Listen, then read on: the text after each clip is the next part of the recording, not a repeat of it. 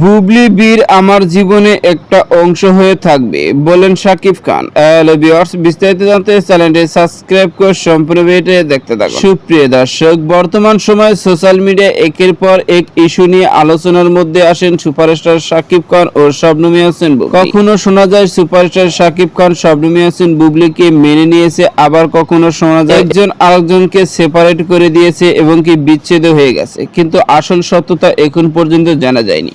কিন্তু এরই মধ্যে সাম্প্রতিককাল এক সাক্ষাৎকারে উপস্থিত হয়েছিলেন সুপারস্টার শাকিব খান। সেখানে তার স্ত্রী ও সন্তান বীরের প্রসঙ্গে তিনি বলেন, বুবলি বীর আমার জীবনের একটা অংশ হয়ে থাকবে, কেননা শাহজাদ খান বীর আমার রক্ত আর শবনম ইয়াসমিন বুবলি তো আমার স্ত্রী। তার সঙ্গে আমার মনোমালিন্য হয়েছে, এটা যেমন সত্য, বীরকে আমি অনেকটাই বেশি ভালোবাসি সেটাও তেমনই সত্য।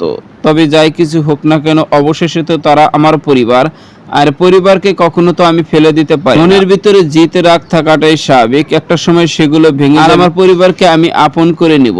এমনই একাধিক মন্তব্য ছিল সুপারস্টার শাকিব খানের। তো সুপ্রিয় দর্শক, ভিডিওটি আপনার কাছে ভালো লাগলে একটা লাইক দিন। নিত্য নতুন ভিডিও আপডেট পেতে চ্যানেলটি সাবস্ক্রাইব করুন। অসংখ্য ধন্যবাদ পুরো ভিডিও উপভোগ করার জন্য।